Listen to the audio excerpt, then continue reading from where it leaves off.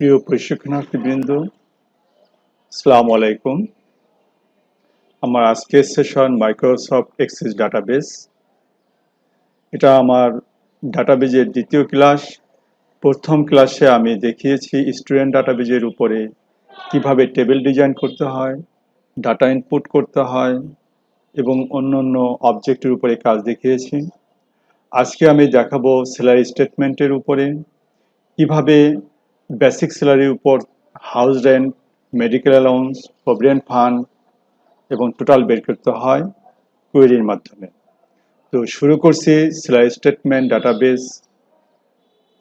এটা প্রথমে আমি অন করলাম ডবল ক্লিক করে। এখানে আমি দুইটা টেবিল ডিজাইন করেছি, একটা হলো এমপ্লয়িজ ইনফরমেশন আর একটা স্যালারি ইনফরমেশন। এমপ্লয়িজ ইনফরমেশনে টেবিল ডিজাইনটা আমি অন করলাম। এখানে এমপ্লয়িজ আইডি এটা টেক্সট রেখেছি, এমপ্লয়িজ নেম ও টেক্সট রেখেছি, অ্যাড্রেস ও টেক্সট রেখেছি, এনআইডি টেক্সট রেখেছি, কিন্তু এখানে জেনারেলে আমি কিছু ইনফরমেশন দেওয়ার চেষ্টা করেছি। সেটা হলো ইনপুট মার্কস। ইনপুট মার্কসে এখানে আমি 17টা ডিজিট দিয়েছি 9। এর উদ্দেশ্য হচ্ছে 17 ডিজিটের বেশি ওইখানে অ্যাকসেপ্ট করবে না, কম অ্যাকসেপ্ট করবে, কিন্তু 17 ডিজিটের বেশি অ্যাকসেপ্ট করবে না। আমরা যদি মোবাইল নাম্বারটা একটু ফলো করি তাহলে বুঝতে পারবো। মোবাইল নাম্বারে ইনপুট মার্কস দিয়েছি 11, এখানে দিয়েছি 0, এখানে 9 দিইনি, এখানে 0 দিয়েছি এই কারণে যে তাকে 11টা ডিজিটই পূর্ণ করতে হবে। কমও সে অ্যাকসেপ্ট করবে না, বেশিও অ্যাকসেপ্ট করবে না। ফটোতে অ্যাটাচমেন্ট দেওয়া হয়েছে, নোটসে মেমো দেওয়া হয়েছে এবং এখানে ডিসক্রিপশনে এমপ্লয়িজ ইউনিক নাম্বার দিয়েছি এমপ্লয়িজ আইডিতে, ফটোতে পিকচার অফ এমপ্লয়ি পিকচার দেওয়া হয়েছে, আর নোটে আমরা দিয়েছি general information about employees background. আমি এতক্ষণ এমপ্লয়িজ ইনফরমেশনের উপরে টেবিল ডিজাইনটা দেখলাম। এবার আমরা স্যালারি ইনফরমেশনের টেবিল ডিজাইনটা দেখি। এখানে এমপ্লয়িজ আইডি আছে, আগেরটার মতোই টেক্সট রাখতে হবে। ডেজিগনেশন এখানে আমি লুকআপ উইজার্ড দিয়েছি, আমরা কাজ করতে গেলে দেখতে পাবো, বিশেষ করে যখন আমরা ডাটা এন্ট্রি করবো তখনই বুঝতে পারবো।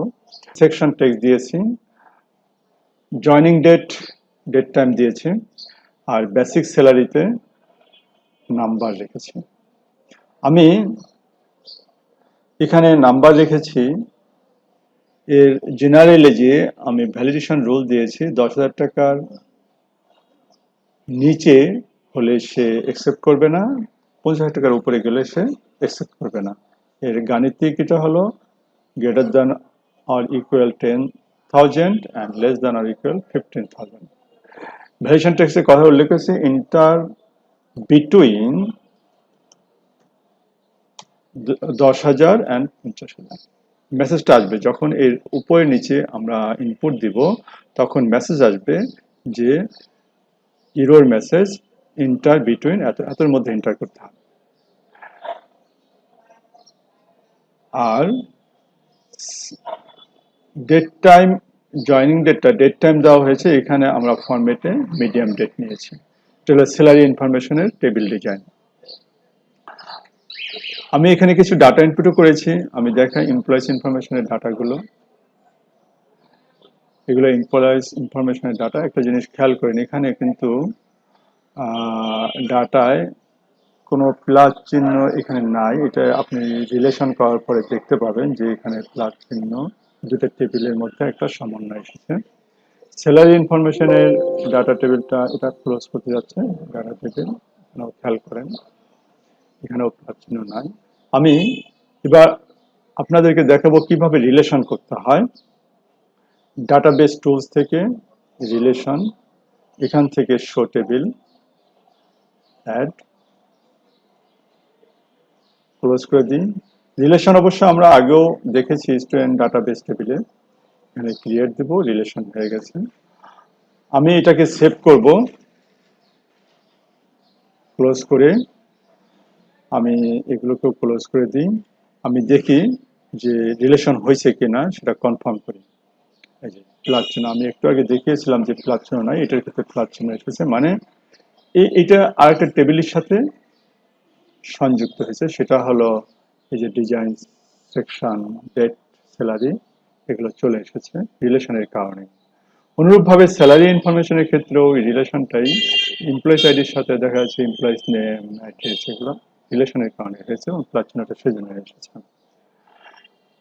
ওকে বন্ধুরা, নেক্সটে আমি দেখাবো একটা কোয়েরিতে কিছু ক্যালকুলেশন করা দেখাবো, খুব ইম্পর্টেন্ট। টেবিল ডিজাইনটা আগে অন করি। এটা এখানে আমি যে ফিল্ডগুলো নিয়েছি, employees ID, employees name, designation, section, joining date, basis, এগুলো নিয়েছি। এখানে যে house rent, medical allowance, provident fund এবং টোটাল আমি আগে একটু করে রেখেছি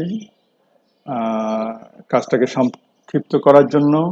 আপনার যেটা করতে হবে, ঠিক এইখানে যে কথাটা লিখেছে আমি এমএস ওয়ার্ডে সেটা দেখিয়ে দিচ্ছি। আমার এই অঙ্কে কন্ডিশনটা হলো এরকমের যে house rent if basic salary more than or equal 30,000 টাকা, house rent will be 50% of basic, মানে যদি 30,000 টাকার উপরে হয় তাহলে বেসিক স্যালারি 50% হবে হাউস রেন্ট। এখানে যদি 20,000 টাকার উপরে, দ্যাট মিনস 30,000 টাকার নিচে হয় তাহলে হাউস রেন্ট হবে 45% বেসিক স্যালারি, এবং যদি 20,000 টাকা কম হয় তাহলে হাউস রেন্ট হবে 40% of basic salary, basic salary 40% হবে। এখানে আরেকটা কন্ডিশন আছে মেডিকেল অ্যালাউন্সের ক্ষেত্রে, যদি basic salary more than or equal 30,000 টাকা হয়, মানে 30,000 টাকার কম, বেশি বা সমান হয়, তাহলে মেডিকেল অ্যালাউন্স হবে 1,500 টাকা, আর তা না হলে হবে 1,000 টাকা। প্রভিডেন্ট ফান্ডের ক্ষেত্রে বলা আছে যে বেসিক স্যালারি 20%, 25% হবে প্রভিডেন্ট ফান্ড। এরপরে টোটাল বের করতে হবে, টোটালের সূত্রটা এই, এখানে সূত্রগুলো আমার দেওয়া আছে, এটাই সূত্রটা, এই সূত্রটাই লিখতে হবে ওখানে হুবহু। তাহলে আমার হাউস রেন্ট পেয়ে যাব। মেডিকেল অ্যালাউন্সের পরবর্তী ফিল্ডের ঘরে এই সূত্রটাই লিখতে হবে, তাহলে আমি মেডিকেল অ্যালাউন্স পেয়ে যাব। আমি দেখাই দিচ্ছি, প্রভিডেন্ট ফান্ডের ক্ষেত্রে এরকম বেসিক স্যালারি ইন্টু 25% এভাবে, আর টোটালটা বের করতে হবে এইভাবে, বেসিক স্যালারি যোগ হাউস রেন্ট যোগ medical allowance minus provident fund. আমি যাই আবার আমার এক্সিসের যে এটা, সেখানে এখানে দেখি, এখানে আমি যে লিখেছি যে এটা আমার সূত্রটা আমি দেখানোর করতেছি। হাউস রেন্ট, এখানে আমি ওই সূত্রটাই হুবহু টাইপ করেছি এবং এটা কাজ শেষ করে আবার মেডিকেল অ্যালাউন্স এটা করেছি, এখানে করে দেখানো হয়েছে এই যে জিনিসটা। এটা আপনাদেরও সকলকে এটা লিখতে হবে, লেখার পরে তারপরে ইনপুট এটা ওপেন করলে আমরা রেজাল্ট পাবো। আমি রেজাল্টটা দেখাচ্ছি। অনুরূপভাবে এখানেও তাই, প্রভিডেন্ট ফান্ডের ক্ষেত্রে এই যে প্রভিডেন্ট ফান্ড বেসিক স্যালারি 25% দেওয়া হয়েছে, আর টোটালটা আমরা করেছি, এই যে টোটালটা ওই কথাটাই এখানে হুবহু নিয়ে এসেছি। তো আমার এটাকে, এটা লেখা শেষে আমি যেটা এটাকে ডবল ক্লিক করে আমরা ভিউতে যাব। এখানে এই যে আমরা দেখতেছি যে আমাদের স্যালারির পরে হাউস রেন্ট চলে এসেছে, মেডিকেল অ্যালাউন্স এসেছে, প্রভিডেন্ট ফান্ড এসেছে, হ্যাঁ, টোটাল চলে এসেছে। তো আমরা কিভাবে স্যালারি ক্যালকুলেশনে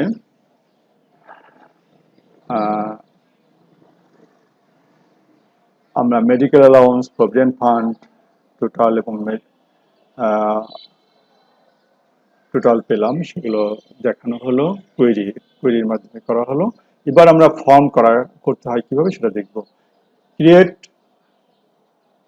ফর্ম ডিজাইন, আমরা এমপ্লয়ি আমরা নিব হলো এমপ্লয়িজ ইনফরমেশন থেকে employee ID, employees name, address, NID, mobile number, photos, এগুলো আমরা নিব। তারপরে আমরা স্যালারি ইনফরমেশন থেকে designation, section, joining date, basic salary, এগুলো নিব। নেক্সট করে আমরা এটাকে ফিনিশ করে দিব। আমাদের ফর্মটা হবে ইনফরমেশন ফর্ম, নাম দিলাম এরকমের।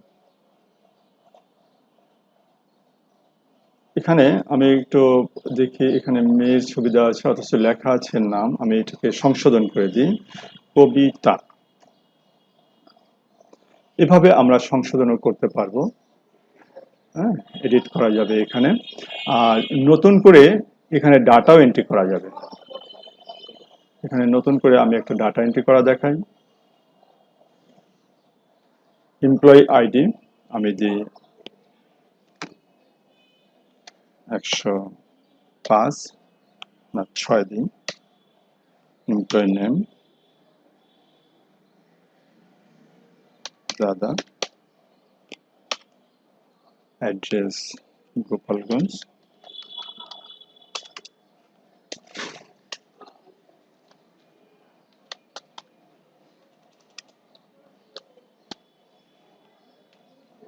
এনআইডি, এখানে এনআইডি একটা কিছু দিয়ে দিলাম। মোবাইল নাম্বার, এখানে মোবাইল নাম্বার দিলাম। ফটো যদি অ্যাটাচ করতে হয় তাহলে এখানে অ্যাটাচের সুযোগ আছে, অ্যাটাচ দিবে। অ্যাড করে আমরা এখানে ফটো অ্যাটাচ করে দিতে পারবো।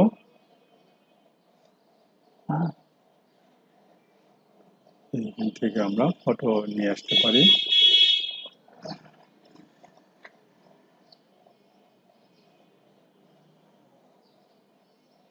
দিলাম।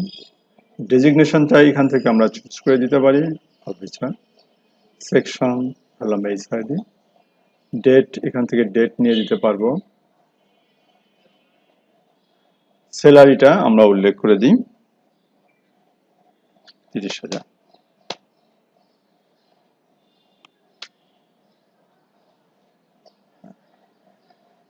তো আমাদের একটা ডাটা এন্ট্রি হয়ে গেছে। আমরা যে ডাটাটা লাস্ট এন্ট্রি করছি এটা 106 নম্বর ডাটাটা। আমি এটাকে সেভ করি, দেখি আমার ডাটা টেবিলে গেছে কিনা, আমি কনফার্ম করার জন্য এখান থেকে আমি এখানে চলে গেলাম। দেখি এখানে গিয়ে যে 106 নম্বর ডাটায় দাদা গোপালগঞ্জ এটা, এবং রিলেশনে আমি যে দেখি যে অফিসার এই সাইডে যেটা আমি একটু আগে করেছি 30,000 টাকা। এরপরে আমরা এই ফর্মের ডিজাইন ভিউতে যাব। আমি একটু ডিজাইন ভিউটা চেঞ্জ করতে যাচ্ছি। এখানে এই ছবিটা এসেছে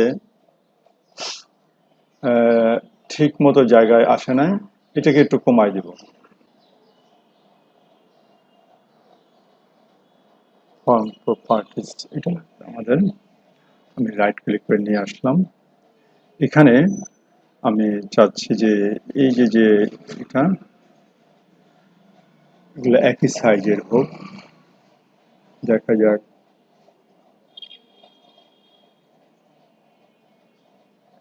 অ্যাকসেপ্ট করবে কিনা আমি নিই।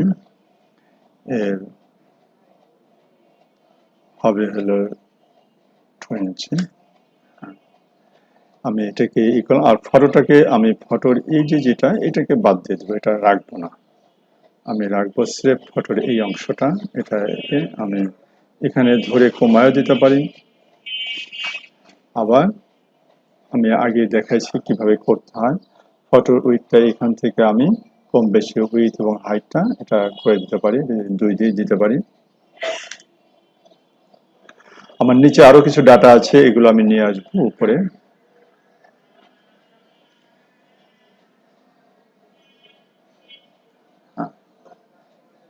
এই জিনিসটাকেও আমি একটু সমান সমান করে দিতে চাই, উইডথটা 2 ইঞ্চি রাখতে চাই, দেখতে ভালো লাগবে। আমি এখন এটাকে কালার করব। আমরা আগে দেখিনি, আমাকে এটা একটু দেখারই করতেছি। ধরি আমি লেখাটাকে লাল দিলাম, আর এইখানে যে এটা আছে এটা আমি একটু এই কালারটা। আর যদি আমি এইটাকেও এর যে ব্যাকগ্রাউন্ড সেটাকেও যদি আমি চেঞ্জ করতে চাই, এখানে যে এই যে ফিল ব্যাক কালার এটা আমি দিতে পারবো। এখান থেকে যে কোনো একটা ব্যাড কালার চয়েস করলাম। ওকে, আমি একটু রান করে দেখি কিরকমের আসলো। এখানে আমরা ডাটা ইনপুট দিতে পারবো, আবার ইচ্ছা করলে আমাদের স্বাধীন মতোই নতুন ডাটা ইনপুট দিতে পারবো। আমরা এখানে খুঁজতে পারবো। যেমন আমি যদি এখানে সার্চ বক্সে যদি আমি লিখি যে 106 নম্বর রেকর্ডটা, এই যে সেটা। যদি আমি এখানে লিখি যে 102 নম্বর রেকর্ডটা, সেটা এটা 106 নম্বর রেকর্ড। এভাবে আমরা রেকর্ড খুঁজতে পারবো আর ডাটা এন্ট্রি করতে পারবো। আমি ফর্ম ক্যালকুলেশনটা দেখালাম। এবারে আমি চলে যাব কিভাবে রিপোর্ট তৈরি করতে হয়। ক্রিয়েটের মধ্যে আমি রিপোর্ট উইজার থেকে একটা রিপোর্ট তৈরি করব। আমি কি কি নেব সেটা এখানে দেখিয়ে দিচ্ছি। এমপ্লয়িজ আইডি নেব, এমপ্লয়িজ নেম নিলাম, এগুলো আর নেব না। আমি চলে যাব ইসের উপরে, স্যালারি ইনফরমেশনের উপরে। এখানে যে ডেজিগনেশন এগুলো সব আমি নেব।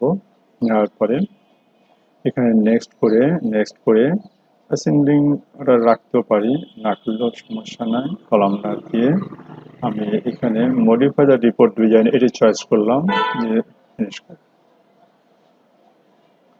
আমার রিপোর্ট ডিজাইন এটা। আমি এটাকে একবার একটু সাজিয়ে দিই। এটা